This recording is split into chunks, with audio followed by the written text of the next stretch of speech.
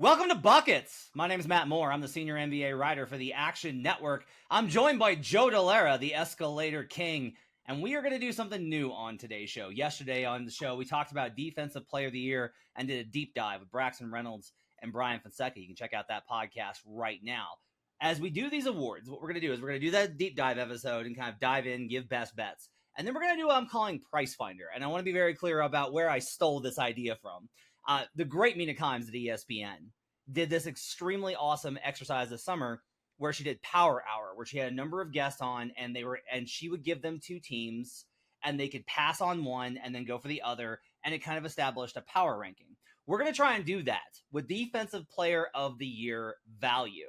This is not based off of who we think is going to win the award. This is the best bets on the market. What is the best price for Defensive Player of the Year that you can find in the market? So I'm going to give Joe two options for various players. If that player is not in his top 15, he gets to kick him. I won't ask him about him again, and substitute whatever player is the highest on his ranking. And we'll go through, and it's a binary choice between the two, and we'll kind of give you a sense for how high these are. And the goal is to try and establish, if you're trying to pick between choices, if we're going ranked order, where do we come out on the value for Defensive Player of the Year? We'll do the same thing on Friday for Rookie of the Year as well. Want to let you know that everything we talk about today can be found in the award-winning Action Network app. I'll be tracking all the Defensive Player of the Year bets. I think I'm just down to Jaren Jackson at this point, but we'll see where I come up with after talking to Joe for DPOY. All of those plus all of our futures. I'm going to have win total writing coming up. That's going to be in the Action Network app. Also, I want to make sure that you check out youtube.com/the Action Network. Look, we talk about it all the time. I promise you, if you go to youtube.com/the Action Network, you're going to find something that as a bettor is going to pique your interest. Whether it's Green Dot Daily, whether it's the Power Hour for NFL, whether it's one of our clips for Buckets or WNBA Buckets with the playoffs right around the corner, you're going to find something for you. Playoff pitch for baseball with playoffs right around the corner. You're going to find something that you want to watch at youtube.com/the Action Network. You could become a better. Just check out youtube.com/the Action Network. All right, Joe, let's try this thing out. We're going to start at the very top, and I'm going to give you a choice between two names. And here's the choices.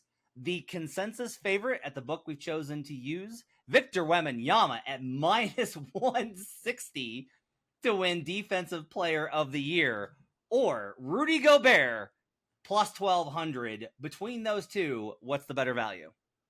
Look, I'm gonna go with Rudy Gobert. I understand what happened last season.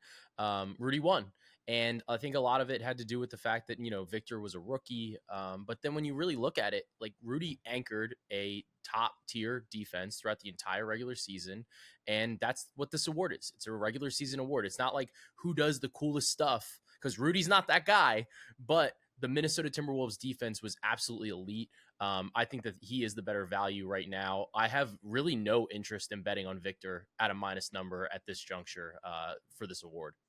So you're kicking Victor Wembanyama completely off the list. Yeah, I think that there's just no bet for me at I don't want it. I don't want it at a minus number. And I think that if you think that Victor is going to be the Defensive Player of the Year, I think that there are better bets to make regarding surrounding the San Antonio Spurs. Like what? I think that if you think he's going to be Defensive Player of the Year, you could just bet them to have 40-plus regular season wins at plus 205. Because realistically, what we've seen is that in order to win Defensive Player of the Year, your team not only has to be good, but you have to have a top 10 defense, historically. And it really needs to be top 5, top 3. You got to be way at the top. If the Spurs defense is that good, they're going to win 40 games, and I'm going to get way more than double the payout of a -160 bet at plus 205. And I think that then you're not dealing with some of the intricacies of what voting means. If Victor's that good, is he in the MVP conversation? Is he going to win most improved player? Right. So it's do they want to give him a clean sweep of the awards? I don't know. Plus 205 for 40-plus wins, I think makes a lot more sense to me than betting Victor at -160 to win Defensive Player of the Year. Okay, right off the bat, he has kicked somebody off of the island, and they have been ejected, and we are now out. So you do get to put in a name here to replace for the second choice. That would be your best bet. Who's going to be that choice for you to put in there? I was close between a couple guys. Right now, I think based on the odds that we're looking at here, I like Evan Mobley at 22-1. Mobley is, I think Mobley's kind of in that age bracket, and he's got the draft pedigree. And we've looked at him, we've watched him, we've seen him play really, really well for the Cleveland Cavaliers as a defensive player. I think that, he's been working on his offense a little bit more this season too, but I'm excited to see how it kind of fits together with a new coach, with Kenny Atkinson. And I think that that's going to help unlock him. Kenny Atkinson, I think, really unlocked Jared Allen, who now he gets to come back with. We saw Kenny Atkinson work with the French national team that pushed Team USA really deep in the Olympics, obviously in the gold medal game. And they had some really interesting intricacies with their front court. So I like the fact that Kenny Atkinson's coming in here, new coach, new start, new scheme, but we know that Mobley has the tools to be really, really elite. And he has been a really strong individual defender. I think maybe with a new coach, new opportunity, 22-1 for a Cavs team that could finish, that finished last year with the 7th best defense in adjusted defense at dunks and threes, and a Cavs team that could finish towards the top half of the Eastern Conference as well. I think Evan Mobley is a pretty good bet for this at 22-1. I can't get there with Mobley, in part just because Jared Allen's going to take up so many rebounds that it's going to take away from a little bit of that. The Cavs defense is strong across kind of the board. If there's not a lot of weak links in it, I think Donovan's probably a little bit weaker, but not especially so. He's played pretty well defensively there. It's been weird to me that Jared Allen actually hasn't gotten more push because he's been way more of a central part of their defensive success than Mobley has. I think Mobley's going to win one in his career, but I don't know that this is the year to do so. If they traded Jared Allen before the season, then this number would jump, but I would love this bet a lot more. But as long as Jared Allen is there, I can't get on board. I will ask you, because you get the sub here, do you want Evan Mobley above Rudy Gobert? Evan Mobley 22-1. Do you want him over Rudy Gobert? I do. I feel like as good as Rudy has been, it does seem like there's just been a little bit of a souring in the media, and it's tough to win them back to back. So I like the number at 12-1, but he wasn't my number one option. Okay, so because Rudy loses here to your substitute of Evan Mobley, we're going to move to Rudy Gobert at 1,200, at plus 1,200 versus Bam Adebayo, 17-1, because Brian Fonseca and I cannot get enough of losing money on Bam Adebayo. I will be honest that the numbers that Brian presented in terms of these guys win a lot of games has scared me completely off of betting Bam again, because I do not see the Heat winning 50 games. Is there a universe? Sure, I could definitely see a universe where the Heat do Heat things and they win 50 games, and then all of a sudden I'm going to love a Bam Adebayo ticket, so I may wind up betting it anyway because I just cannot help myself. But I'll put this binary to you, this choice. Do you want Rudy Gobert at 12-1 or Bam Adebayo at 17-1? I have this really, really close, but I have Rudy a notch or two ahead of Bam. I think that the Timberwolves ceiling, like you said, from a wins perspective is significantly higher. And for most of these players and most of these teams, I think that that's really important. Victor kind of breaks the mold for a lot of those things. But I do think it was, like I said before, it's enough of a variable where there's better bets to be made for Victor. And for Miami, I think that Bam's awesome, but he always seems to be in the top 5 where you go, he's really good. He's not the best. And that's what just keeps seeming to happen to him. I will say that this is the opposite of Victor in this sense, in that I think instead of betting the Heat team outcomes, you should bet this number at 17-1. Yeah. That you should just go ahead and go that direction. All right, so Rudy Gobert goes second behind Evan Mobley on your list. Now we move to my favorite bet on the board versus Bam Adebayo, my sentimental pick. We got Bam Adebayo at 17-1 versus Jaren Jackson Jr. at 25-1. Which of those do you like better?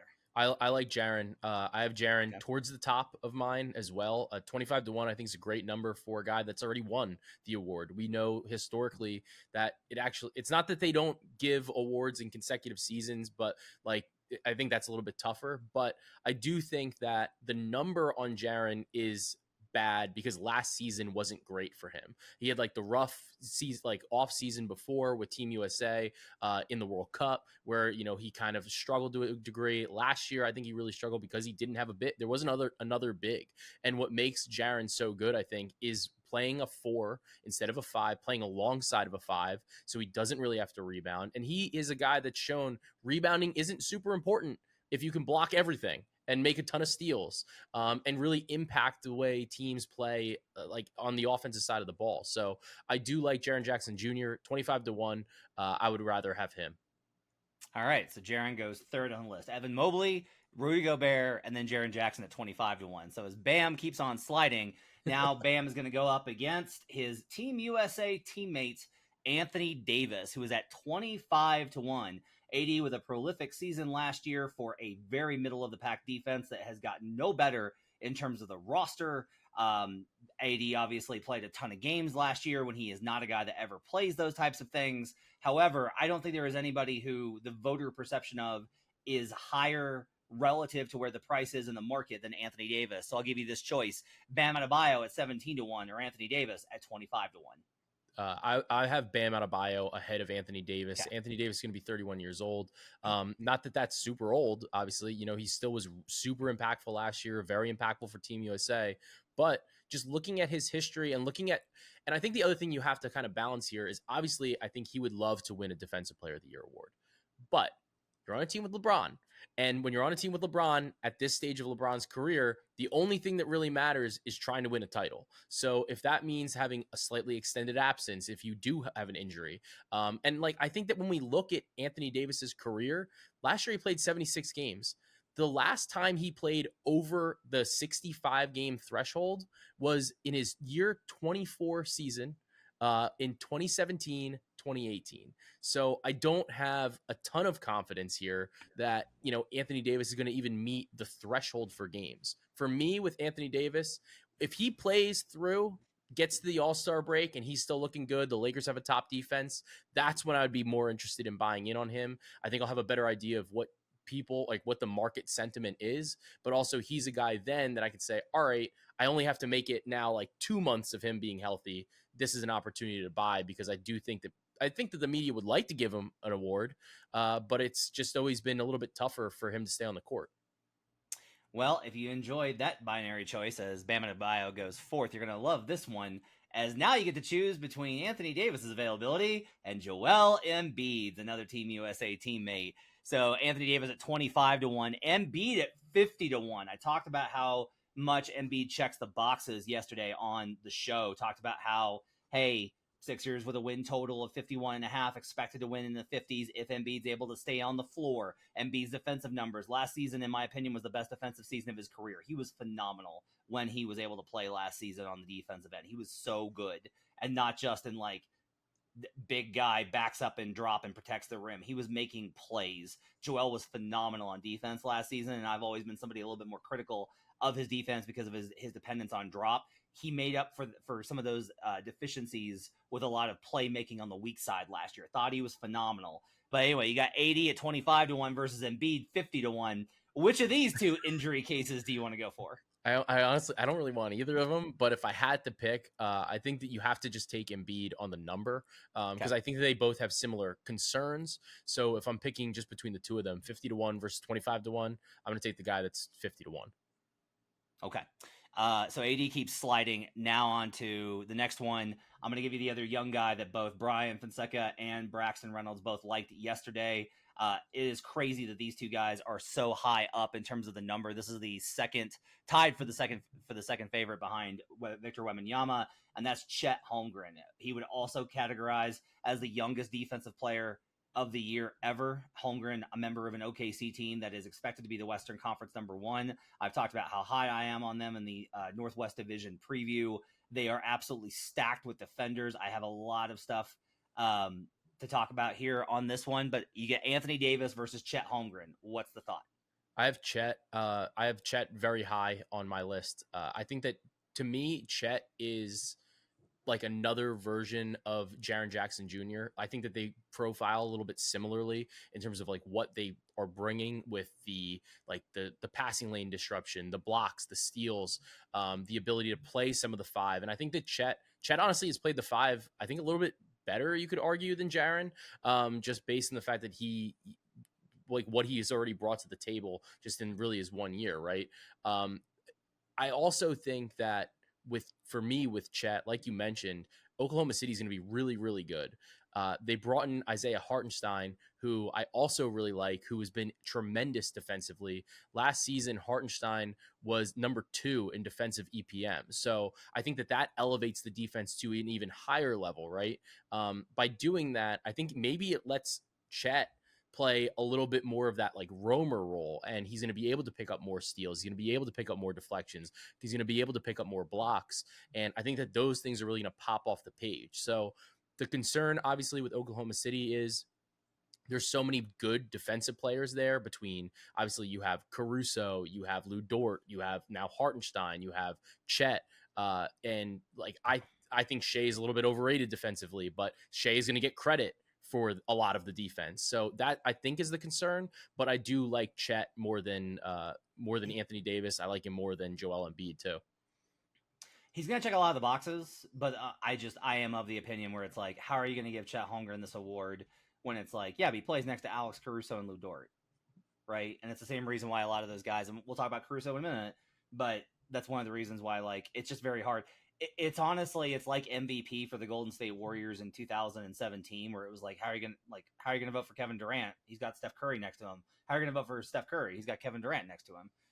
That problem on the defensive end is very high. Now, what's interesting is that did not hold Rudy down, even though Jaden McDaniels is considered absolutely elite, and Anthony Edwards is as good or better than Shea.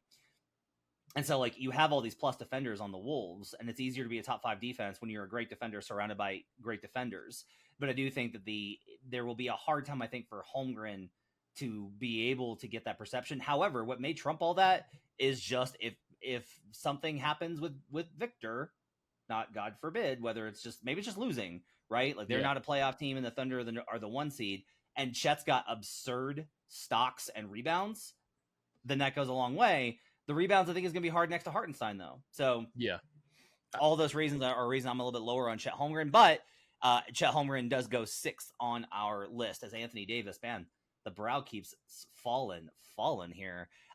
Let's go to 2 old heads and Anthony Davis head-to-head versus Draymond Green, who Braxton made the case for yesterday, enough for me to go ahead and push him up this list and make him a required option here at 75-1. So you get Anthony Davis at 25-1, who might miss games because he hurts his pinky, and then you've got Draymond Green, who might miss 50 games because he hurt someone else's pinky. And so you have to choose between those 2 options, between Anthony Davis and Draymond Green. Who do you like?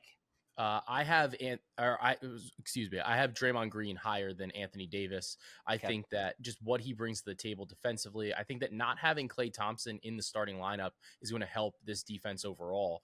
And honestly, Golden State, the way that they were winning games last year was their defense was pretty solid, and Steph was like still Steph. So to me, I think that the number on Draymond is just a little bit too long for a guy that has the pedigree, I think that he's respected enough as a defensive option with a team full of realistically younger players too. So if this Golden State Warriors team does excel, does have a strong year from a defensive standpoint, from an advanced stats perspective, a lot of it's going to be looking at saying like, all right, well, Draymond Green's the reason that this happened. Okay. So, I'm very excited to go ahead and publish this episode with the tag Joe Delara hates the Lakers and Anthony Davis.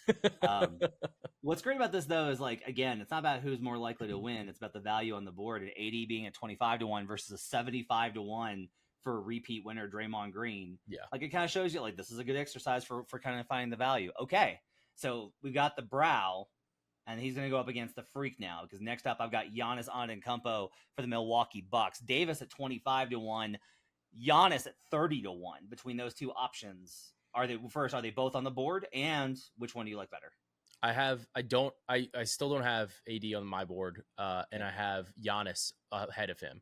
I like Giannis. I think that he's one of those guys that is always going to be in the MVP conversation as well. So I think you can think, if you do think of Defensive Player of the Year in some contexts as like a consolation prize, which obviously like it shouldn't be, but I think that it can be depending on the season. That this could be a good consolation prize for a player like Giannis. Last year was, I think, arguably one of the best seasons Giannis has ever played, even though he didn't win the MVP. He was tremendous, I think, from top to bottom. He really carried that Milwaukee team, in my opinion. And we've seen as they've kind of gotten a little bit older, that, like, you know, especially like the inclusion of Damian Lillard wasn't super smooth. There were so many issues with Chris Middleton. Obviously, you don't have Drew Holiday anymore. So if this team is really successful on the defensive side of the ball, we're going to be looking at a big factor of that is going to be because of Giannis. So I think that having a new coach there for the full season is going to make a big difference, as opposed to in the middle of the season trying to inject, you know, like whatever game plans Rivers wanted to do. Having him for a full season, I think, is going to matter. So I like Giannis at 30-1. I know that he's got the pedigree, and I know that he's going to be in awards conversations, I think, no matter what. I missed this. So 80's not on your board at all? No. Okay. I should have asked that earlier. That's okay. I'm going to give you an option. You do get to go ahead, and we'll slot Giannis into this spot. Give me somebody that's on your board that you want to put in. Who's the next guy on your board? So I have Jonathan Isaac at 75-1. I think that this Orlando team's identity is playing defense, and Isaac was the number one player in defensive EPM last season. He only played 58 games, and I think that that's always the concern with Jonathan Isaac, and I think that's why you're getting 75-1. But his impact when he's on the court is just incredible, from a steals perspective, from a blocks perspective, from like a havoc perspective. The number of positions that he can cover, the role that he plays, I think that he's one of the few players that wouldn't necessarily need to pop off the page from a points and rebounds perspective. He's somebody that, because of the other stats that he's providing, the steals, the blocks, and when you look at this Orlando team, I think from top to bottom, they're pretty good defensively, but he's somebody that you look at and you go, he's going to be a nightmare, and he can cover every position. I do think that as a result of that, another guy that I like for Orlando is Suggs, but for me, I think that Isaac has a little bit of a higher ceiling if he is able to play more games. Okay, do you like Isaac more than Giannis? Close, but yeah. Okay. Do you like Isaac more than Draymond? No. Okay, so we'll put Isaac behind Draymond at 8. Giannis goes to 9. On the Giannis point, I will say my thing with Isaac, I'll just real quickly. My only thing there is the center position is still really complicated, and we saw in the playoffs where they were like, we're going to start Isaac and we're going to go small and we're switching everything and look at this. And then like 2 games in, they were like, oh, this is not the regular season and this is not working. And Wendell Carter Jr. probably needs to play a lot more. I think they wind up moving on from Wendell Carter Jr. given the money that they gave to Isaac and Goga this past offseason. Yeah. But even then, like, I don't know how this works out. And it's a question of like, does this resolve itself by December that Isaac is the starting center and playing 35 minutes and stays healthy? And those are all reasons why I every other marker I think checks here. I think the Magic are going to win enough games. They're going to be a top 3 defense. His numbers are absolutely ridiculous. He's got the profile. But those other concerns are enough for me to be like, I want to wait for an in-season number. With Giannis, I think it's a great point here that I think Brooks falling off, and that was one of the problems for Giannis in previous years, was like, look, when you got another elite defender next to you, you know, Brooke a DPOY candidate, it's very difficult when it's like, how do you credit Giannis? But if Brooks slides off, and they're like, I think that the Bucks are planning for a post-Brook future, at whether it's this year or down the line. What winds up happening then is like Giannis becomes again the focal point. Now, I don't know with this roster if they're going to get back to top 5 defensive status. I just don't know if they're going to get there. This is another one that I'm only kind of willing to wait on. But for right now, yeah, I kind of agree with where you got Giannis. Okay, so Isaac, and then we'll go to Giannis next. But Giannis is going to have to, because you chose Isaac, Giannis is going to have to hold off. I've got Herb Jones next up on the list at 60-1. Do you have Herb on the list? And between him and Giannis, what's the better value? I have Giannis one slot ahead of Herb Jones. Okay. I like Herb Jones a lot. My concern with Herb Jones is what are his minutes going to be? What type of rotation is he going to be playing? And just like, it's still tough to win as a wing. And I think that that's really the thing that you have to overcome here. So for me, I just have some concerns about the where the minutes are going to be, how much he's going to play. Are the stats really going to pop off the page as good as I think he is? And when you look at the team situation for me, yeah, like we know that they're going to credit Giannis for the defense. I don't know if that's the way it's going to go entirely for Herb Jones. Okay. We are heading into the final stretch here, final 5. Let's do Herb Jones then, and you'll take him since you have him right behind Giannis, versus Alex Caruso, another Oklahoma City Thunder candidate, also at 60-1. So it's Herb Jones 60-1, Caruso 60-1. Is Caruso on the list? And between the two, which one do you want? I don't have Caruso on my list. Okay. I think that there are better options in Oklahoma City. Like I said, I like Chet.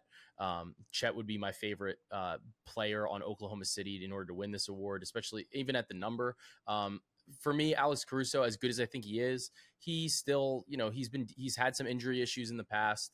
I'm not sure how many games he's necessarily going to play. And it's hard. It's very difficult to win as a wing. Okay. So no Alex Caruso. Give me the next name on your list that's going to go up against Herb. So this is a little homery of Okay. me, but there's a number on Mitchell Robinson out there that's as high as 300-1 to win Defensive Player of the Year. And last year, if you listen to Buckets, there was a point in the season where me and Jim and you, Matt, we were all like convinced. We were like, all right, like let's put a little bit on Mitchell Robinson. He is the clear cut only center on the Knicks right now. And it's concerning because he's got crazy injury history. And it's been a little bit difficult for him to stay healthy for consistently throughout the season. But for me, at 300-1 for a guy that was dominating, just absolutely dominating on the glass, and we know he can put up blocks. We know that he can put up steals. We know that he is like a legit centerpiece to a defense. I think that when you add in Bridges, you add in OG, and you have that for the whole season, this is going to be a really, really strong New York Knicks defense over the course of the entire season. And even the guys coming off the bench aren't bad. Like McBride's pretty good. DiVincenzo's decent defensively. So I think that the Knicks have a really good shot at not only winning a lot of games, but having a top tier defense. And if Mitchell Robinson can stay healthy, 300-1 for a guy that's in New York isn't a bad bet to me. Okay. Between Herb and Mitch, which one do you like better? I have Mitch a little higher. Okay. All right. I'm going to keep asking. Do you want Mitch above Giannis? I have Mitch over Giannis. And a lot of this is based on the number. Okay. Do you have Mitch above Isaac? I have him right below Isaac. Okay. All right. So we slide in that one. All right. So Herb is still on the board here. Herb Jones, 60-1, is now going to take on my sentimental pick, Jalen Suggs, who I would have voted for last year for DPOY. There's all sorts of reasons not to do this. Guards don't win, wings don't win, et cetera, et cetera. You only got one vote last year. But if you think that the Magic could be the best defense in the league, and they were damn close to it last year, Jalen Suggs is the best defender on the Orlando Magic, and he is an absolute menace. Herb Jones, Jalen Suggs, I have a pretty good idea. But between those two, which one do you want? This is tough for me. I have them like I was messing with my guards at the end of my list here. I think that I have Herb's a little bit ahead of Suggs, but it's close. And at the end of the day, I think that, a lot of the problem last year was like, could Suggs stay on the floor enough? Like Suggs almost needs his offense to be better, so that way he gets more minutes on the floor. Because if he sees his minutes really see like a significant uptick and like maybe he's scoring a little bit more, he's going to get a lot more eyeballs. He's going to get a lot more attention. That I think is important to me. It's good that he got a vote. So it's not like he's like a total nobody, right? In terms of DPOY, but I do have Herb ahead of him. Okay. So Herb slots in there. Let's do Jalen Suggs at 100-1 versus another 100-1. Derrick White from the Boston Celtics, number 2 defense last year, Team USA, hugely important defender. I think this is a great question. The difference between Herb and Derrick White being this much is a little bit interesting to me. Herb at 60-1 versus Jalen Suggs 100-1. Which one do you like better? I'm Uh, sorry. Suggs at 100-1 versus Derrick White I at 100-1. I like Derrick White at 100-1. Okay. I think that he's just been tremendous, and he's been talked about a lot as like a really strong defender. Played for Team USA, was looked at because of his defense, what he can do. Helping from a defensive perspective. He picks up blocks, he picks up steals, he does a little bit of everything. So I like Derrick White at a better 100-1 number. Boston's defense should, in theory, be good again, but I do have, some concerns, obviously, coming off of a long season, winning the title, playing in the Olympics. You never know if there's a little bit of a drop off, but based on Missoula's comments about you don't defend the title, because it's like you attack it, and I'm like, all right, like maybe they'll just be great again. Okay. Do you have Drew Holiday on your list? I don't have Drew Holiday on my list. Okay, so give me the next name on your list. The next name on my list, and I've been waffling with a couple of these, but I have Jaden McDaniels at 100-1. I know that we just talked about the fact that I think Rudy is the guy that wins, but in the event that they're really good again, I do wonder if Minnesota again has like a top defense, number one defense, better than everybody else by a mile, based on like the way the narrative has been. I do wonder if they say like, let's give it to another guy on Minnesota instead. So that was my thought. 100-1, super long number. And I just know Minnesota is going to win games based on their defense. Okay. Jaden McDaniel at 100-1 or Jalen Suggs 100-1? I have McDaniels a little higher. Okay. Jalen keeps sliding because you're a hater. You and Brandon hating on the Magic. All right. So Jalen Suggs falls down. Let's do Jalen Suggs versus New York's own OG Anunoby, one of the most elite defenders in the league, hugely impactful, absolutely massive. If the Knicks defense is great, yes, Mitchell Robinson's probably going to get a lot of credit, but man, OG is going to look really good there too. Only question is, can he stand out with Michell Bridges and Josh Hart and the rest of those defenders? Jalen Suggs 100-1 or OG Anunoby 25-1. Which of those values? Well, first, do you have OG, and which of those do you like better? I do have OG, and I have OG higher than Suggs. The big thing to me has been obviously like, can he play enough games? But he clearly has the pedigree. I know that he's talked about as just an absolutely elite defensive player. He seems to be considered a wing that can kind of break the mold a little bit of a wing, just because he's like so lanky, basically he's so long, he can defend so many different positions. And some of the chatter, at least in like the Knicks circles, this has been that maybe he plays a little bit of the 5. And while that's probably not great for his long-term health, if it's successful, that's going to pop. I think that's going to be something that people are like, oh, he's defending Joel Embiid, he's spending minutes on Jokic, like he's putting minutes on, like a Porzingis or even like a Giannis, right? Like, I think that all matters. And like I said, if these guys are all playing together, I think it makes it a little bit tougher, because you're going to say like, who's going to get the credit? But I do have him, at least based on his pedigree, I think based on the size that he has, and maybe if he can play a little bit of the 5, I think that could really pop off the page. So I have him ahead of Suggs. All right, for the last spot, do you want Suggs, or is there another name on the board that you want to slide into the last spot at number 15? So I want to slide this guy in at number 15. I don't know where he's going. Like, he's obviously, I think he's going to start playing this season on this team. I don't know if he's going to finish playing the season on the team, and that's why I want a little nibble on this. And it's Walker Kessler at 200-1 to win Defensive Player of the Year, because I think that there's a demand for the center position. He seems to be somebody that had fallen out of favor with the coaching staff, like with the situation going on in Utah. I do wonder if he's made available at some point during the season, especially if it's early, and he goes and anchors a defense, because like I think that he's an exceptional defender as long as he's getting time on the court. I think at 200-1, he's going to be in his 3rd year. I think there's a little bit of an opportunity here to buy on a guy like really, really low at 200 to 1. And like I said, I think that this is a little bit more of a value play, kind of trying to read through the tea leaves, saying like he's somebody that I think Utah could trade if they are trying to like soft tank maybe a little bit. So I think that at 200 to 1, he's my like long shot at 15 on this board. Love it. What a great bet. Okay. All right. Here's the list, the top 15, the price finder from Joe Dellera. Evan Mobley, number 1 at 22 to 1. Rudy Gobert at number 2 at 12 to 1. Jaren Jackson, 25 to 1. Bam Adebayo is 4th at 17 to 1. Joel Embiid's 5th at 50 to 1. Chet Holmgren, 12 to 1, is 6th. Draymond Green is 7th at 75 to 1. Jonathan Isaac is 8th at 75 to 1. Mitchell Robinson, he said in the market there's a 300 to 1. That's your 9th.